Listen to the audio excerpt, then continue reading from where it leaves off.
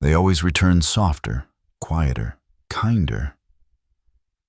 It starts with a message that feels harmless. "Hey, how have you been?" It sounds like peace, but it smells like smoke. You can feel the tension behind their words, that subtle pull between what you know and what you hope. Because part of you still aches for the version of them that made you feel seen, before they started using your heart as proof of their control. They say the right things now. They speak gently. They tell you they've changed, that they've been thinking, healing, reflecting. And for a split second, you want to believe them.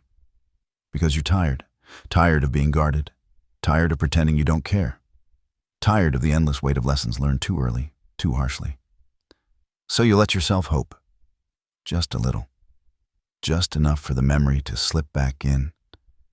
The way they made you laugh. The way they made you feel safe. The way it all used to be. But what you're remembering isn't them. It's the illusion. It's the mask they wore before you knew what lay beneath it. And deep down, you feel it. That uneasy quiet before the chaos starts again. That strange sense of calm that doesn't bring peace, only hesitation. Because you've seen this before. You know what follows. The sudden kindness, the unexpected affection, the fake peace before the storm. It's the reset of a cycle that's designed to keep you hooked, to make you forget how much it hurt last time. Because the human heart is loyal, even to its own destruction. They count on that. They count on your empathy. They count on your hope. The same hope that kept you holding on when you should have walked away. But this time, something feels different, doesn't it? The silence doesn't comfort you anymore. Their words don't land the same. Their eyes don't hold the power they used to. Because part of you, the part that's been broken, rebuilt, and reborn, already knows. This is not the beginning of healing. It's the beginning of another test. And this time, you can feel the truth pulsing through your veins like fire. They don't change. They just hide it better. Kindness can be a weapon when it's used by the same hands that once caused your pain. It doesn't always come from love. Sometimes it's just control wearing perfume. They know exactly what they're doing when they show up again. Calm, collected, changed. They've studied your silence. They've watched your absence. They've learned the exact words that make your heart soften and your defenses fall. So when they come back smiling, it's not redemption. It's strategy. A performance rehearsed perfectly enough to fool the part of you that still wishes they meant it. They don't show you who they've become. They show you what you want to see. They mirror your healing back at you, pretending it's their own. They speak in tones of peace, but behind every word is a quiet hunger, the hunger to be in control again. And here's the cruel truth. They're not kind because they care. They're kind because it works. That smile you've been waiting to see, it's bait. That soft tone, it's camouflage. That apology, it's the doorway back into your mind. They've learned that open cruelty pushes you away. But kindness, false, strategic kindness, pulls you in just enough for them to strike again. This is what emotional predators do. They turn empathy into a leash. They make you feel guilty for protecting yourself. They make you doubt your strength, your clarity, your intuition. They want you to think, maybe they've really changed. But real change doesn't need to be performed. Real change doesn't come dressed in charm and manipulation. It shows itself through consistency, patience, and silence, not speeches or tears. You can feel the difference. Their words sound right, but they don't feel right. There's a disconnect between what they're saying and what your body is sensing. That tension in your chest, That's your intuition trying to scream louder than your hope. Because this isn't kindness, it's maintenance. It's them checking to see if they still have access to you, if they still have power, if they can still stir your peace like a spoon through still water. And when you respond, when you answer the message, return the call, give them one more chance, they win. Not because they love you, but because they still own a piece of your attention. That's what it's always been about. Power, not love.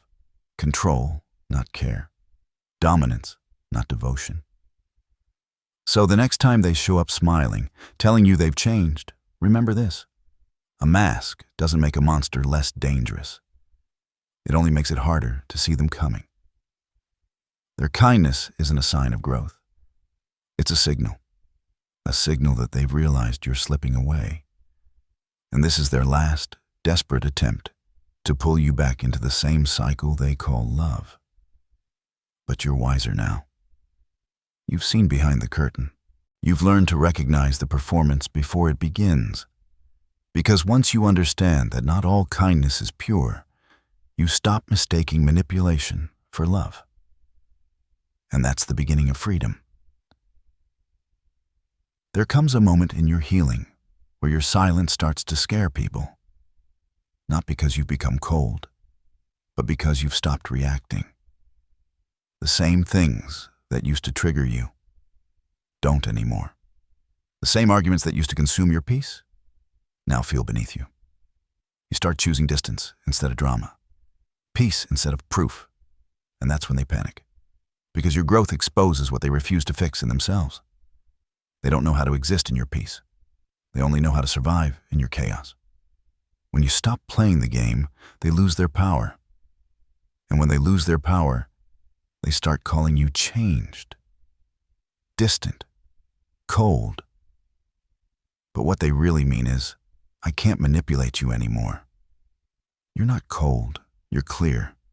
You're not distant, you're done. You're not cruel, you're protecting what's left of your energy. Growth threatens people who benefited from your confusion. They preferred you when you were unsure, when you apologized for things that weren't your fault, when you mistook chaos for connection. They loved the version of you that needed their approval to feel whole. But the moment you realize your worth doesn't depend on their validation, the moment you stop chasing what's hurting you, you become dangerous. Because you can't be controlled anymore. They feel that shift in you, that quiet confidence that doesn't need to shout, that peace that doesn't beg for permission. It unsettles them, because the version of you that they once broke now looks them in the eye and doesn't flinch. Your boundaries look like rejection to those who thrived on your weakness. Your self-respect feels like disrespect to those who are used to your surrender. And your growth feels like betrayal to those who only loved you when you were small enough to manage. But understand this. You were never meant to stay small just to make others comfortable. You were never meant to keep shrinking to fit inside someone else's version of love. Your growth is not an insult. It's a declaration. A quiet, powerful statement that says, I refuse to live in the same pain that once taught me who I am. And if that threatens them, let it. Because the people who truly care about you won't be intimidated by your strength. They'll celebrate it. They'll match it. They'll rise with it. But the ones who only wanted you broken, they'll start to fall away. That's how you know you're healing. Not because life gets easier, but because you finally have the courage to stop returning to what breaks you. Growth changes your circle. It changes your standards. It changes your reflection. And yes, it changes who you're willing to lose. Because you finally realized that not everyone deserves access to your evolution. So when they say, you've changed, you can smile and say, you're right, I have. And that's the point. Awareness doesn't come gently. It doesn't arrive with comfort or peace. It comes like a fire, burning through illusion, leaving behind ashes of who you used to be. Because once you see the truth about someone, truly see it, you can never unsee it again. And that's the curse of awakening. It costs you your ignorance. It costs you your fantasy. It costs you your comfort. You start to notice the small things, the patterns you once brushed off as accidents, the subtle manipulations hidden behind jokes and excuses, the way their words never quite matched their actions, the way they said, "I love you," like it was supposed to erase the damage. At first, awareness feels like pain, because it's heavy to admit that what you called love was sometimes control, that what you called loyalty was often fear, and that what you called forgiveness was really survival. But awareness, though painful, is pure. It's the first step toward freedom, and freedom always comes at a price. You owe it to yourself to stop mistaking lessons for love stories, to stop calling patterns chances, to stop convincing yourself that enduring pain is proof of strength. Because strength isn't staying where you're being drained. It's walking away without needing to justify it. It's saying, "I still care, but I care about myself more now." That's what awareness demands, a choice. A choice to prioritize peace over history. A choice to value truth over nostalgia. A choice to believe what people do, not what they say. It's not easy, because part of you still hopes they'll become who you imagined. Part of you still remembers the softness that once felt real. But awareness won't let you lie to yourself anymore. It keeps whispering. You've seen this before. You know how this ends. And so you wrestle with the guilt of pulling away, of saying no, of protecting yourself. Because people will tell you you've changed. They'll call you selfish, distant, cruel. But that's only because your boundaries sound like betrayal to those who benefited from your lack of them. Forgiveness doesn't mean access. Compassion doesn't mean return. Healing doesn't mean pretending it didn't happen. You can forgive someone and still never speak to them again. You can wish them well and still close the door for good. You can love someone and still know they're not safe for your soul. That's the price of awareness. You stop living in the fantasy of what could be, and you start accepting what is. It's a grief that doesn't always get recognition. Because you're not just mourning the person. You're mourning the version of yourself that tolerated them. But underneath the ache, there's clarity. And clarity is a kind of peace you can't lose once you've earned it. When you stop giving them the reaction they crave, the tears, the explanations, the chase, you break the cycle. You shift the power. You finally see that silence isn't weakness. It's wisdom. Because real power doesn't always scream. Sometimes it just walks away and never looks back. And that's the true price of awareness. You lose illusions, but you gain yourself. You stop needing closure. You stop needing approval. You stop needing to be understood by people who benefit from misunderstanding you. You just let go, quietly, completely. And that's when you realize awareness was never a punishment.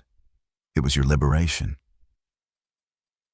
Missing them doesn't mean you want them back.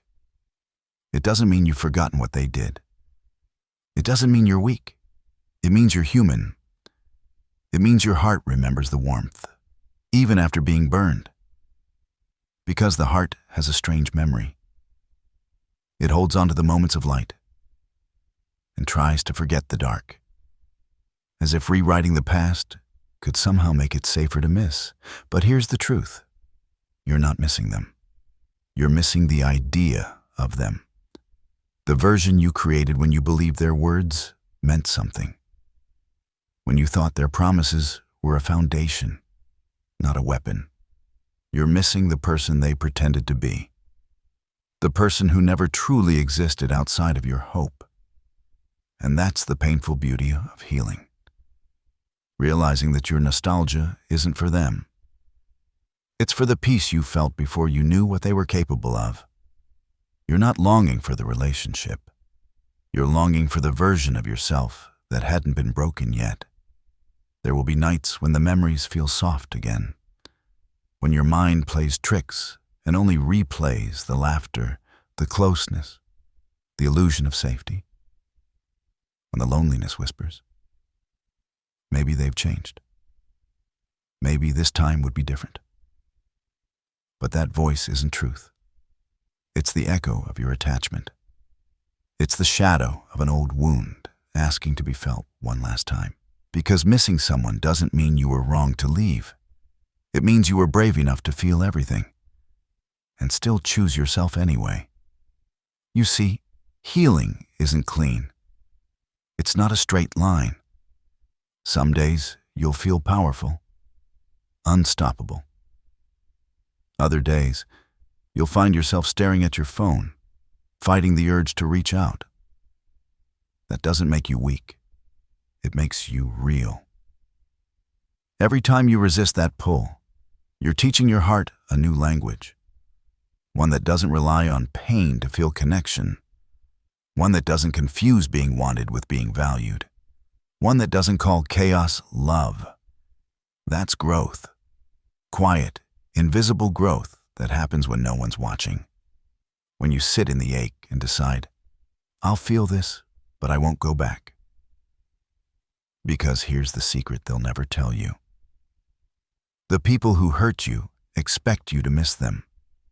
They rely on it. They count on nostalgia to be the rope that pulls you back into their control. They know that missing them feels like proof that the love was real.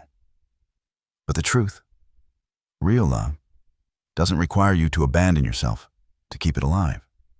Real love doesn't break you, then ask to be trusted again without repair. Real love heals.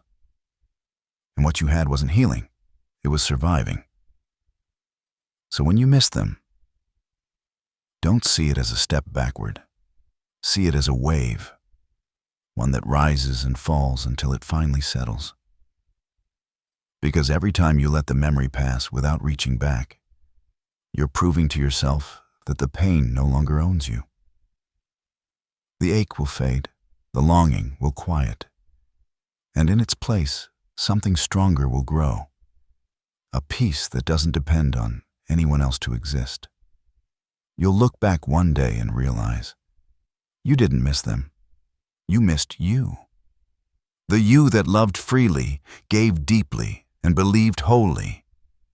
But now you know how to love with wisdom, how to give without losing yourself, how to believe without being blind. So yes, you'll miss them, but you'll never forget why you had to let them go. And that's not weakness. That's freedom. Clarity changes everything. It's not loud, not dramatic. It doesn't come with fireworks or closure. It arrives quietly, like the moment you finally exhale after holding your breath for too long. It's that stillness after chaos when your heart stops racing and your mind whispers, now I see it for what it really was. Because that's what clarity does. It strips away the excuses, the wishful thinking, the fog of what-ifs and maybes. It's not about anger anymore. It's not about revenge. It's about finally accepting the truth without trying to fix it. You start to understand that closure doesn't come from them. It comes from you. It's the moment you stop chasing explanations from people who are committed to misunderstanding you. It's when you realize that some people will never give you the truth, because the truth would require them to take accountability. Clarity is painful at first. It doesn't soothe you. It confronts you. It says, no, they didn't forget. They didn't accidentally hurt you. They chose to. It says, you weren't too much, they were too little. It says, it wasn't love. It was attachment, control, convenience. And once you see that, you can't unsee it. At first, you'll grieve the illusion. You'll mourn the person you thought they were. You'll even question yourself, because when clarity comes, it often feels like loss. But over time, that loss becomes liberation. Because when the fog clears, you begin to see yourself again. The parts of you that were buried under confusion, under guilt, under the weight of trying to be enough for someone who never truly saw you. Clarity gives you your reflection back. It hands you your voice. It restores your power. And with that comes an unshakable truth. You don't need to understand why they did what they did. You just need to understand why you're never going back.